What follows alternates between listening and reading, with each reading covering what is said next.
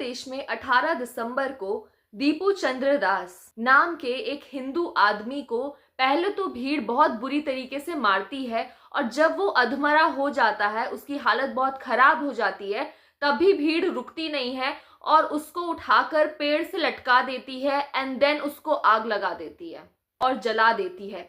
आसपास के सारे जितने भी लोग वहां खड़े होते हैं वो इसको एक त्योहार की तरह सेलिब्रेट कर रहे होते हैं, हाथ में फोन लेकर इस पूरे इंसिडेंट की वीडियो बना रहे होते हैं। इस पूरी वीडियो में बहुत सारी चीजों के बारे में बात करेंगे। सबसे पहले जानते हैं कि आखिर दीपू चंद्र दास थे कौन। तो दीपू चंद्र दास एक बहुत सिंपल साधारण से आदमी थे और इनकी उम्र जो थी वो 25 साल थी और ये एक गारमेंट फैक्ट्री में काम करते थे। ये एकदम आम आदमी थे जो अपने घर के लिए काम करते थे, पैसे कमाते थे और अपने घर वालों का इकलौता सहारा थे।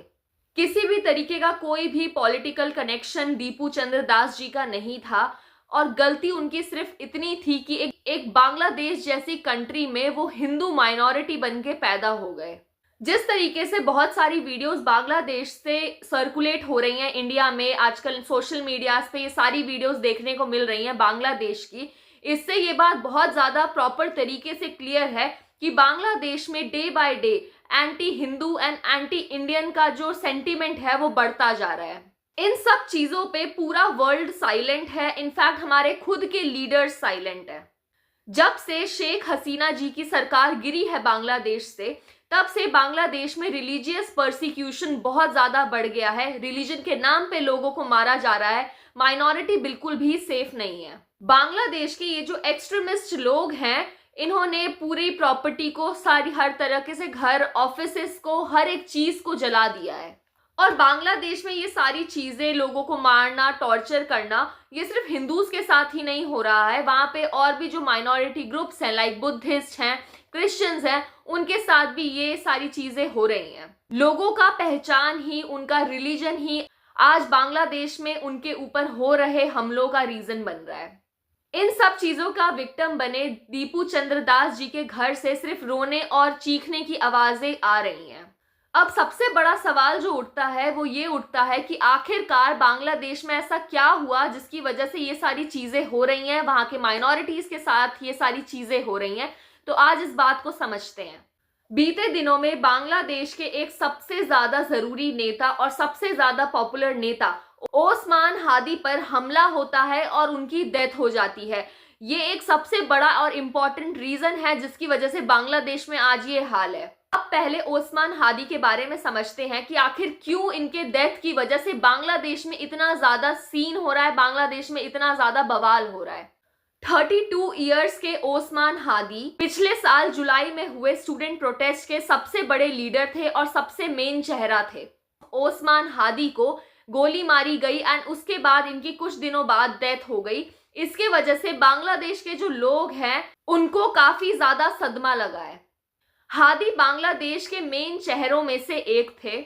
उन पर 12 दिसंबर को कुछ गनमैन ने अटैक किया जब वो 12 दिसंबर को अपने इलेक्शन कैंपेनिंग का हिस्सा बनने जा रहे थे एक ऑटो रिक्शा से। जब गनमैन ने शूट किया तो गोली सीधा उनके सर में लगती है। धीरे धीरे हादी की जो हालात थे वो काफी ज्यादा खराब हो गए एंड उनको near by he Dhaka medical college hospital में शिफ्ट कराया गया ताकि उनको प्रॉपर ट्रीटमेंट मिल सके। उसके बाद इनको ढाका के हॉस्पिटल से शिफ्ट करवा के एवर केयर हॉस्पिटल में ले जाया गया, जहां पे डॉक्टर्स ने उनकी कंडीशन को काफी ज्यादा क्रिटिकल बताया। एंड अभी जो प्रेजेंट गवर्नमेंट है बांग्लादेश में, जो इंटरिम गवर्नमेंट है, जो एक टेम्पररी गवर्नमेंट होती है, वो बांग्लादेश में है। इस इंटरिम गवर्नमेंट ने हादी को सिंगापुर भेजा फर्दर ट्रीटमेंट्स के लिए एंड इसी सिंगापुर के हॉस्पिटल में 18 दिसंबर को इनकी डेथ हो गई। अब ये जो हादी थे ये एक्चुअली में कौन थे और लोगों के बीच में ये इतने ज्यादा पॉपुलर क्यों थे, तो अब पहले हम ये समझते हैं। हादी जो थे एक बांग्लादेशी सिटीजन ही थे। पहले तो ये एक स्टूडेंट की तरह पढ़ाई लिखाई करते थे, लेकिन 2024 के बीच में, जब साल बीच में था, उसके बाद 2025 के शुरुआत में ये बांग्लादेश के पॉलिटिक्स में इन्वॉल्व होना शुरू होते हैं। एंड इसके बाद ये एक रेडिकल स्टूडेंट लीडर बनके बांग्लादेश में फेमस हो जाते हैं। 2024 में बांग्लादेश में काफी ज्यादा हाई लेवल पे स्टूडेंट प्रोटेस्ट करवाए गए एंड ये जो स्टूडेंट प्रोटेस्ट थे इनको मेन लीड जो कर रहे थे वो कर रहे थे हादी। ये स्टूडेंट प्रोटेस्ट जो थे ये इतने ज्यादा हाई लेवल पे हुए, इतने ज्यादा सिवियर हुए कि इसने 15 साल से जो प्रधानमंत्री रही बांग्लादेश की शेख हसीना, उनकी सरकार को ही गिरा दिया। एंड इतना सारा कुछ होने के बाद हादी जो है ये मेन फ्रंटलाइन लीडर बनके बांग्लादेश के सामने आए। और ये इतना सब कुछ होने के बाद हादी की जो पॉपुलैरिटी थी बांग्लादेश में वो काफी ज्यादा बढ़ गई।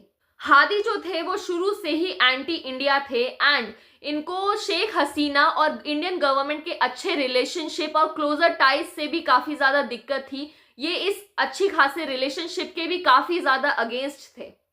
हादी ने काफी बार इंडिया के नॉर्थ ईस्टर्न स्टेट्स को लेकर काफी बार गलत स्टेटमेंट्स दिए एंड काफी गलत तरीके के मैप सर्कुलेट किए जिसमें हादी ने ग्रेटर बांग्लादेश के इमेजिनेशन को रिप्रेजेंट किया। इन्हीं रीजंस की वजह से हादी के चर्चे सिर्फ बांग्लादेश में ही नहीं, इनफैक्ट इंडिया में भी थे। बांग्लादेश में शेख हसीना की सरकार गिरने के बाद एक इंटरिम गवर्नमेंट बनाई गई जिसके जो लीडर हैं वो है मोहम्मद यूनुस। ये सरकार 2025 के शुरुआत में ही बना दी गई थी बांग्लादेश में। ये इंटरिम गवर्नमेंट जो बनी मोहम्मद यूनुस के लीडरशिप में, जैसे ही ये गवर्नमेंट बनी इन्होंने सबसे पहले सारे जो स्टूडेंट प्रोटेस्ट के पीछे जितने भी ऑर्गेनाइजेशंस वर्क कर रहे थे उनको चेक करवाया एंड ये फैसला लिया कि जो भी लीडर इस ऑर्गेनाइजेशन से जुड़ा हुआ होगा वो किसी भी तरीके के बांग्लादेश के इलेक्शंस में खड़ा नहीं हो सकता। लेकिन हादी ने जो भी ये फैसला आया गवर्नमेंट का उसको बिल्कुल कंप्लीटली मानने से इनकार कर दिया और उसने एक इंडिपेंडेंट कैंडिडेट के तौर पे ढाका की सीट से लड़ने का फैसला लिया। और 2025 के शुरू में ही इन्होंने इलेक्शन कैंपेनिंग शुरू कर दी।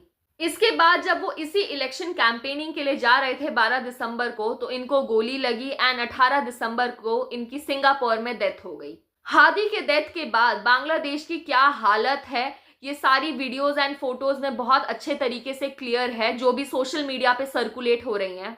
हादी की डेथ होते ही बांग्लादेश में बड़े लेवल पे प्रोटेस्ट शुरू हो चुका है एंड काफी ज्यादा anti India and Allahu Akbar के ऐसे नारे लग रहे हैं। सब सड़क पर आ गए हैं एंड सबका मेन डिमांड यही है कि हादी के कातिलों को पकड़ा जाए। एंड इनकी डेथ के बाद ये जो एंटी इंडिया सेंटिमेंट्स थे बांग्लादेश में ये और भी ज्यादा तेजी से बढ़ते जा रहे हैं बांग्लादेश के लोगों में, वहां की मेजॉरिटी ऑफ पॉपुलेशन में। और इंटरिम गवर्नमेंट पे भी मतलब मोहम्मद यूनुस की गवर्नमेंट पर भी सिक्योरिटी में लापरवाही करने के आरोप लग रहे हैं। इस पूरे इंसिडेंट के बाद बांग्लादेश में हालात काफी ज्यादा खराब हो चुके हैं। इंटरिम गवर्नमेंट ने बॉर्डर फोर्सेस को भी सिक्योरिटी पे लगाया हुआ है ताकि ऐसा कोई भी इंसिडेंट आगे ना हो। लेकिन इन सब का कोई फायदा नहीं है क्योंकि बांग्लादेश में लगातार माइनॉरिटी हिंदूज को टारगेट किया जा रहा है एंड माइनॉरिटी हिंदूज बांग्लादेश में बिल्कुल भी सेफ नहीं है। इसी टाइम इंडिया के असिस्टेंट हाई कमिश्नर के घर पर भी अटैक हुआ एंड और ये जो हमला असिस्टेंट हाई कमिश्नर के घर पे हुआ ये हमला भी वहां की मेजॉरिटी कम्युनिटी ने ही करवाया। ढाका में हर जगह आग लग चुकी है, मेजॉरिटी ऑफ हाउसेस ऑफिसेस सबको जला दिया गया है। बांग्लादेश के जो दो सबसे बड़े न्यूज़पेपर्स हैं प्रथम आलो एंड द डेली स्टार, इनके जो न्यूज ऑफिसेस हैं इनको भी जला दिया गया है। इन सारे पूरे इंसिडेंट्स ने पूरे बांग्लादेश को हिलाकर रख दिया है। हादी के डेथ पे वहां की इंटरिम गवर्नमेंट ने राष्ट्रीय शोक का ऐलान किया है एंड ये भी कहा है कि उनके वाइफ और चिल्ड्रन की जो जिम्मेदारी है वो पूरा का पूरा गवर्नमेंट उठाएगी बांग्लादेश की। काफी टाइम से बांग्लादेश की पॉलिटिक्स में रेडिकल इस्लाम का जो आइडिया है वो काफी तेजी से बढ़ते आ रहा है। एक तरफ बांग्लादेश में रेडिकलाइजेशन मतलब कि कट्टर सोच की जो भावना है वो बढ़ती जा रही है, वॉयलेंस बढ़ता जा रहा है, और वहीं दूसरी तरफ इंडिया से इन लोगों का डिस्टेंस इंक्रीज हो रहा है। ये लोग इंडिया के साथ किसी भी तरीके का कोई रिलेशनशिप नहीं रखना चाहते एंड वहीं पे पाकिस्तान के तरफ इनकी सॉफ्टनेस इंक्रीज होती जा रही है। हादी खुद जो थे वो एंटी इंडियन सेंटिमेंट्स के लिए जाने जाते थे एंड उनकी डेथ के बाद ये एंटी इंडियन सेंटिमेंट्स जो हैं ये और ज्यादा भड़क उठे हैं। बांग्लादेश के कुछ लोगों का तो ये भी कहना है कि इंडिया ने जो भी हादी के किलर्स हैं उनको शरण दे रखी है। इस पर जो इंटरिम गवर्नमेंट है मोहम्मद यूनुस की, उन्होंने इंडिया से रिक्वेस्ट किया था कि अटैकर्स को आप प्लीज हमें वापस सौंप दो, मतलब बांग्लादेश को वापस दे दो। लेकिन इंडिया की अथॉरिटीज ने क्लियर कर दिया है कि इन सब में भारत का कोई भी रोल नहीं था। ये एक फॉल्स नरेटिव है जिसे फैलाया जा रहा है भारत के अगेंस्ट बांग्लादेश में। ये सारा गुस्सा बढ़ने का रीजन एक ये भी है कि शेख हसीना ने इस टाइम पे असाइलम लिया हुआ है इंडिया में। इस वजह से भी बांग्लादेश में एंटी इंडियन सेंटिमेंट्स जो हैं वो और ज्यादा बढ़ गए हैं। जिस इंडिया ने बांग्लादेश की हेल्प करी 1971 में बांग्लादेश को आजादी दिलवाने के लिए, वही इंडिया आज बांग्लादेश को एक तरीके से दुश्मन नजर आ रहा है। जिस दीपू को इन्होंने इतनी बुरी तरीके से मारा, ये शायद ये बात भूल गए कि वो हिंदू होने से पहले एक बांग्लादेशी सिटीजन ही था। इन सारी चीजों पे इंडिया एंड बांग्लादेश के रिलेशनशिप पे क्या असर पड़ेगा, ये चीज तो आने वाला वक्त बताएगा, आने वाले हालात बताएंगे। लेकिन जिस तरीके से माइनॉरिटीज को इतना टॉर्चर, इतना ब्रूटली मारा जा रहा है बांग्लादेश में, ये बांग्लादेश की शांति, पीस और डेवलपमेंट के लिए एक सबसे बड़ा चैलेंज है। तो अगर ये वीडियो आपको पसंद आई हो और थोड़ी सी भी इंफॉर्मेटिव लगी हो तो प्लीज लाइक एंड सब्सक्राइब कर देना।